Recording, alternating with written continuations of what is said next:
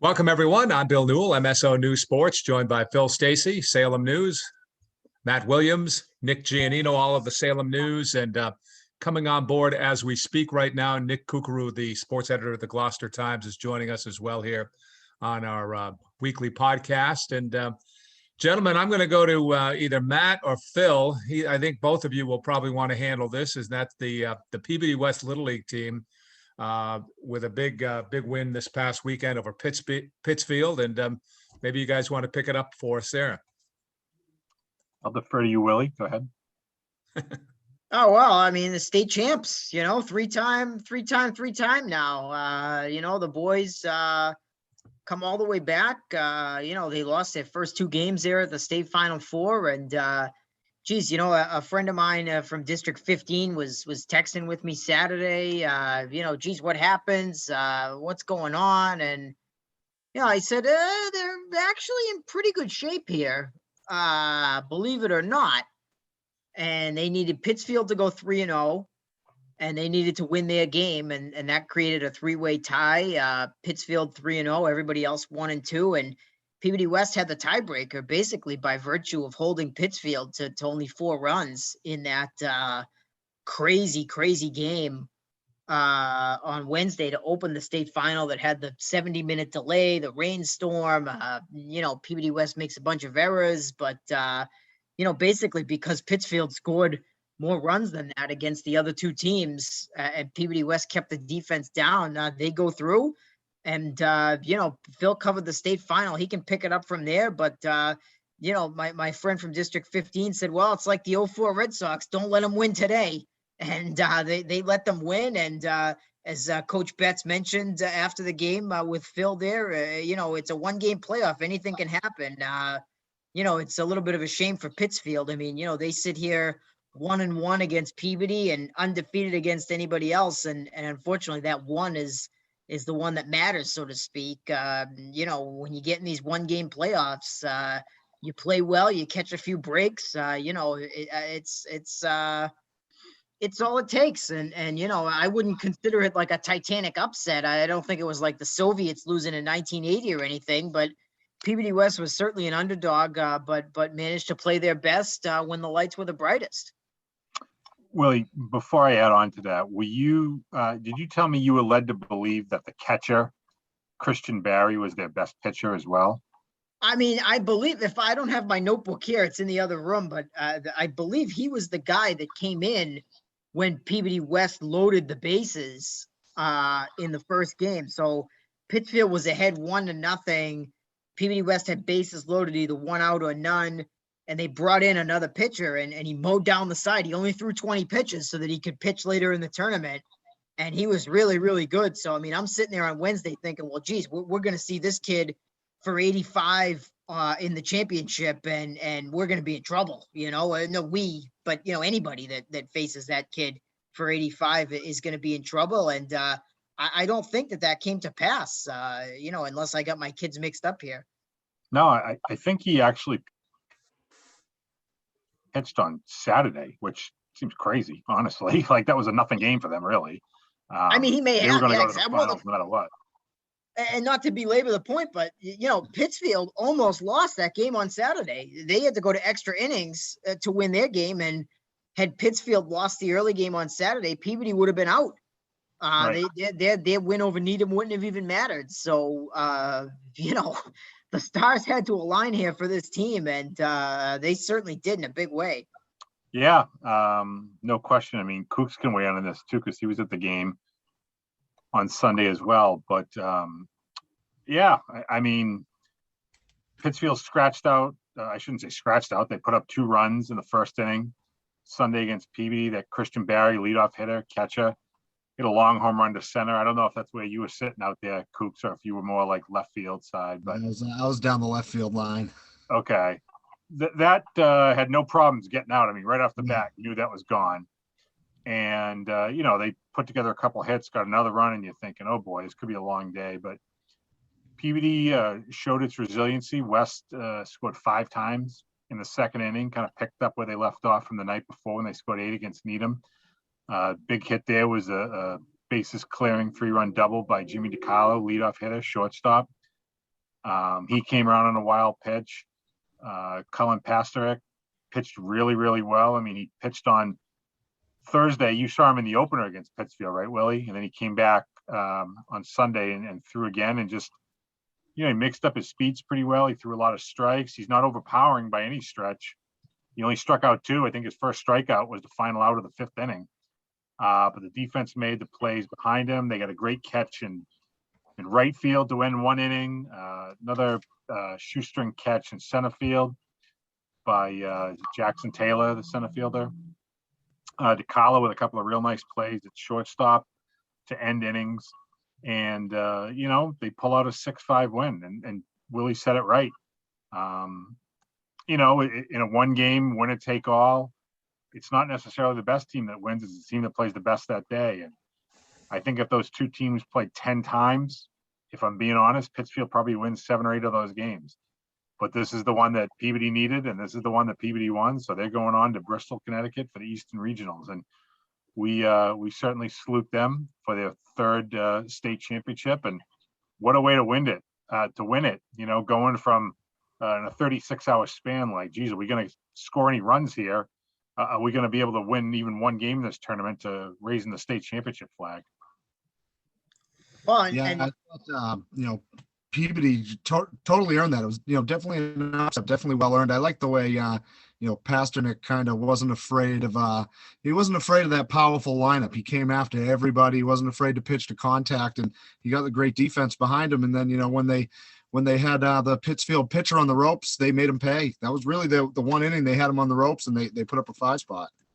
And what I noticed was, to me, was a big difference. Peabody took a ton of pitches, especially in that 2nd inning.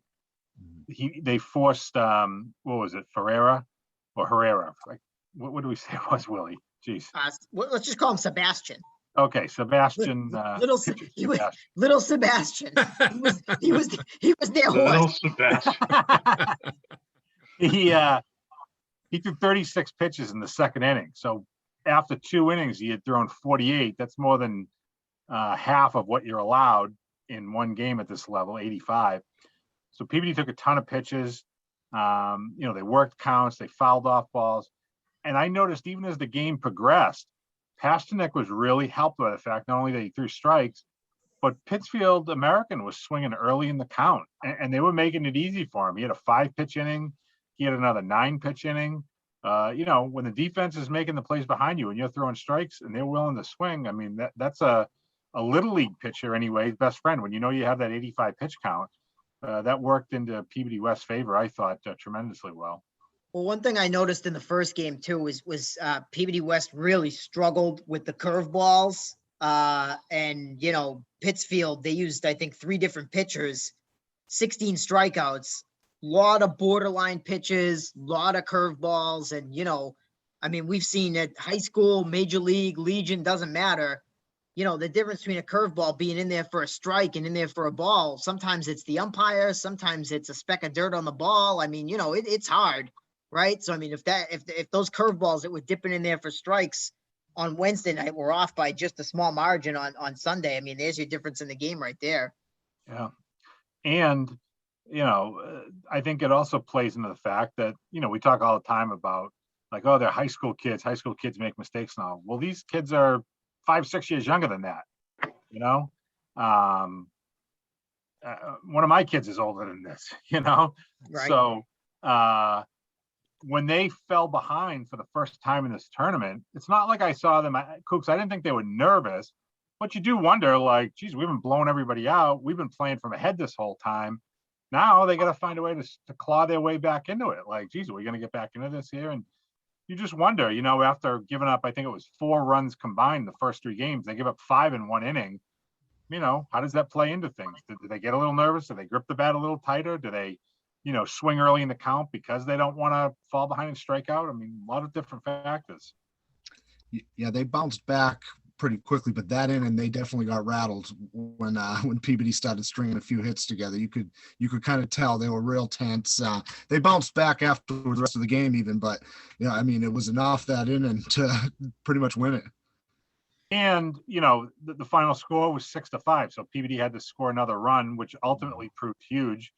and it was a guy coming off the bench, Dad Broughton, number 9 hitter. Well, he came in for the number 9 hitter, but he came in off the bench.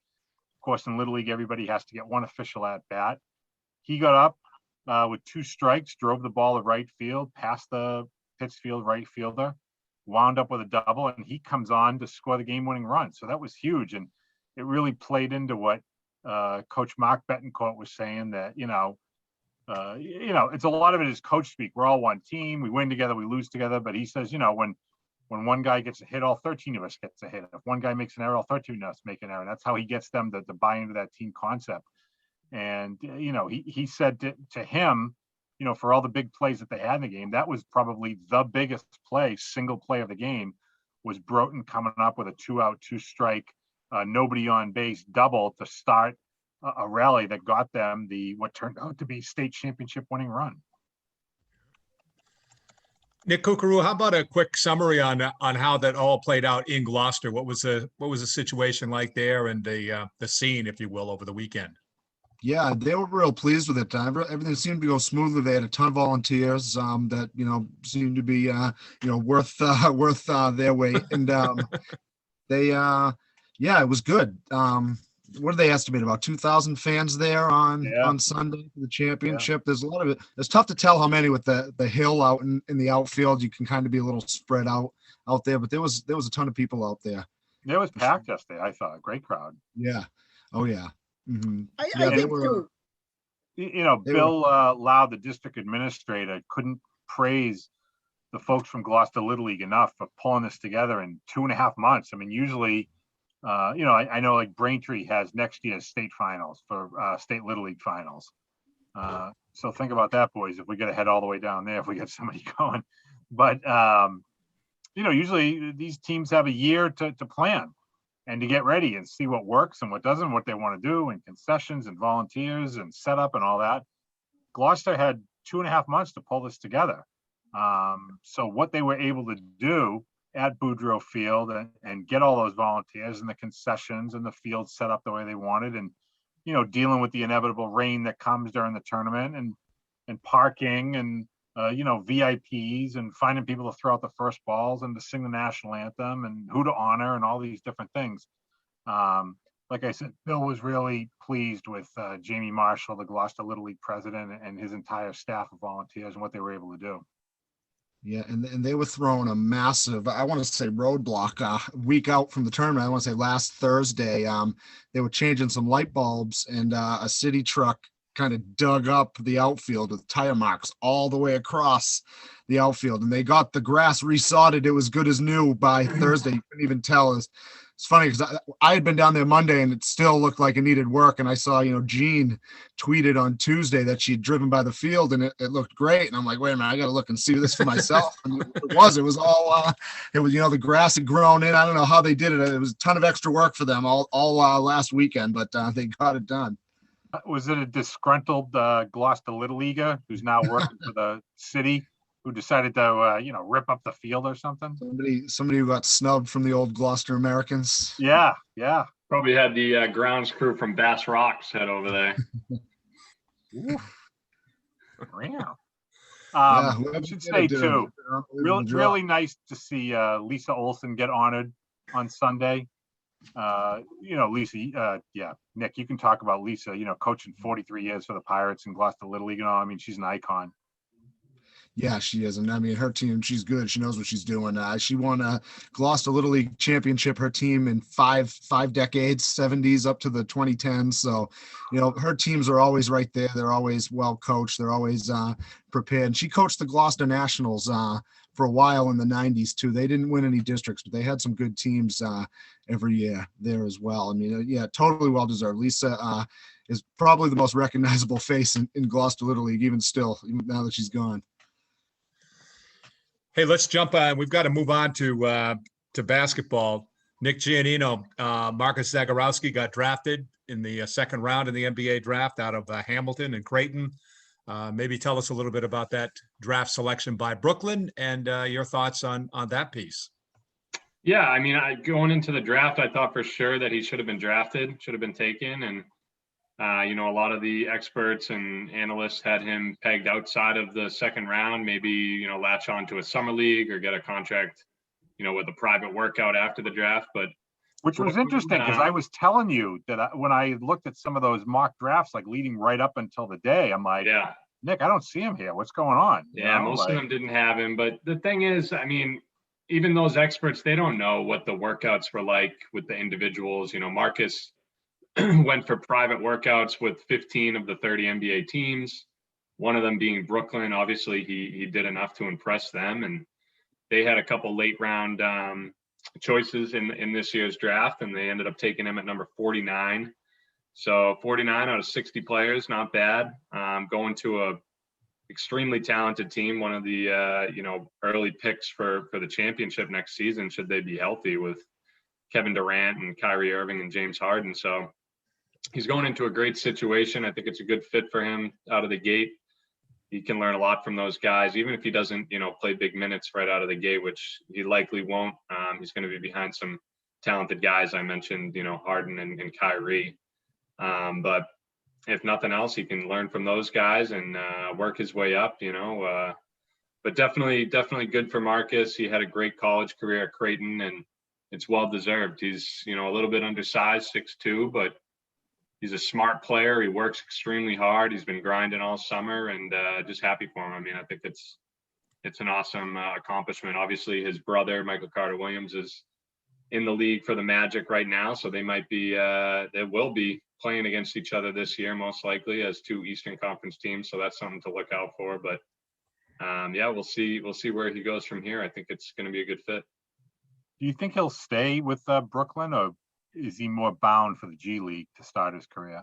I'm not sure, because he hasn't, they haven't announced any of the rookie contracts yet. So whether he signs a two-way, where he plays with the G League part-time, remains to be seen. I don't know what their plans are, how their roster's filled out at this point, but my guess would be that he would be a, end of the bench type rookie, maybe get some spotty minutes. And if there's injuries, he'd obviously move up the depth chart a little bit, but he's got the talent. He played 3 years in college and a prep year before college. So he's got, a head up on some of the other rookies in this class. I think he's 22 years old, so he's got a little bit more maturity and experience in that regard. So again, I think it's a good fit. And like I said, even if he doesn't play a lot this year, so what? He's going to be learning from some of the best players in the league. You look at a guy like Pat Connaughton. He didn't play much for Portland in his first couple of years, and now he's a NBA champion 6-man. So you just never know. Marcus is an extremely hard worker, like I said, and I think he's going to do great. How about Duncan Robinson, too, an undrafted guy that Nick did a story on probably 5 years ago before anybody knew his name, and today he just got $90 million bucks. $90 million, 5-year deal with the Heat to stay there, and it just goes to show you shine in your role and you're going to get paid. I mean, all that guy does is shoot threes at a high level, of course, and he got the bag. So good for Duncan. I mean, that's like Willie said, undrafted. Division III guy before he went to Michigan, played at Governors, local kid. So really cool story for Duncan. Nick, do you have a golf note for us too? Something in golf happening? Yeah, I got a couple amateur golf notes. Chris Franco, I'm sure we've talked about him on the podcast here before. He repeated as a We Met Memorial champion, which is a pretty, renowned amateur tournament here in Massachusetts, named after the former U.S. Open champion, Francis Ouimet. I believe they made a movie out of him, about him with Shia LaBeouf. But anyway, pretty good tournament, and he repeated. He's only the second player ever to repeat as champion in that tournament, joining Boxford's Frank Vanna, who's kind of a local legend around these parts, especially in on the amateur circuit in Massachusetts. So well done for Chris Franco. He's playing some excellent golf. He's going to be out in Louisville for a fifth year this coming season. So be on the lookout for him, because he's a guy that could very well turn pro at some point after finishing up his collegiate career. And then today, Monday, the Massachusetts Junior Amateur Championship opened up, and Swampscott's Aiden Emmerich, who I believe is still at St. Mary's. I think he's going to be a senior. Don't quote me on that. He might be a junior, but 3 brothers have went through that system. They're all from Swampscott. He plays out of Kernwood, and he had a 4 under par round today at the junior amateur and holds a 1-stroke lead going into Tuesday's round. So the top, I'm not sure how many advance to match play, but the field, the lengthy field gets cut down on Wednesday to match play. So he's in great shape to advance to that with a, first round lead. He had a long birdie putt on the 18th hole to kind of wrap up his round. And I spoke to him earlier and he said he doesn't usually get a lot of birdies. He's more of a par guy, consistent, even keel golf, but he had 6 birdies today. So great round for him.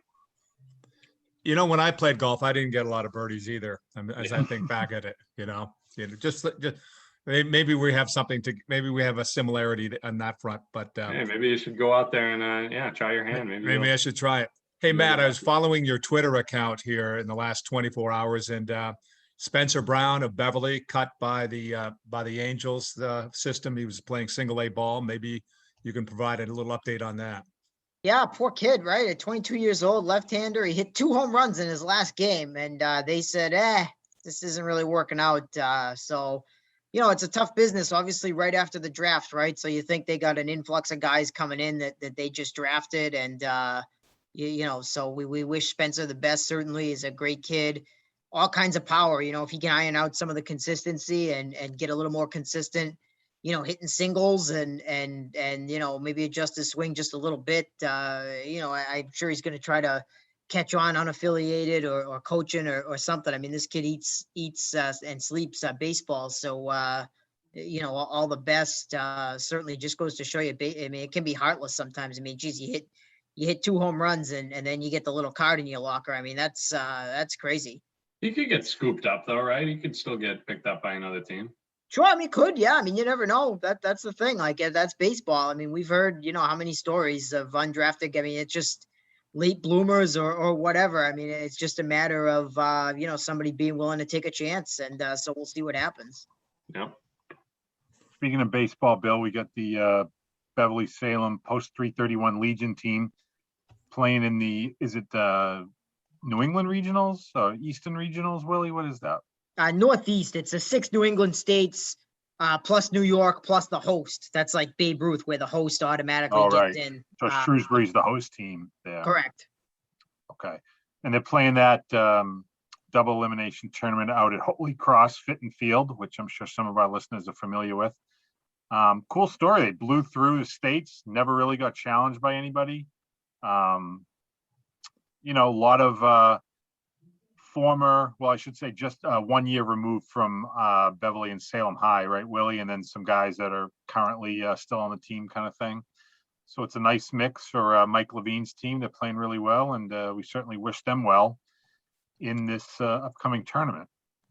Yeah, it's a lot of fun. We touched on them a little bit last week. They got some really good boys, some college baseball players on the team, and they're all buying in and, could be going to the World Series. You never know. I mean, it's a double elimination, so you want to win early, and we'll see what they can do. But I do feel like for a lot of these guys that got robbed of their senior year there at Beverly High, they sort of look at this as their senior year. I mean, I know there's some Salem guys with them, and not everybody would have been Beverly Panthers. But I think especially for 2 of the big leaders, Braden Clark and Ty Petrosino, I mean, they really wanted to do big things in the state tournament there at Beverly and didn't get a chance. And I think they sort of look at this as a makeup. And, that goes for Matt Plose, the catcher, as well. If I had the Olympic music, I'd play it right now. But gentlemen, maybe a observation from you on Heather Mclean from Peabody in the Olympics. Well, she's still running, so that's great. They didn't show her on TV as much as I would have liked, but she the women's 1500, which is just a tad bit less than a mile. They have 3 rounds. So they started out with 45 qualifiers from around the world. There were 3 races on Sunday night.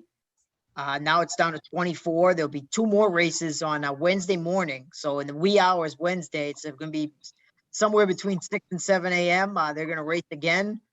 There'll be 2 races, and the top 5 in each race go on, plus the best 2 on time. So there'll be 12 total, barring any protests or trips or anything like that. So She's got a ways to go here.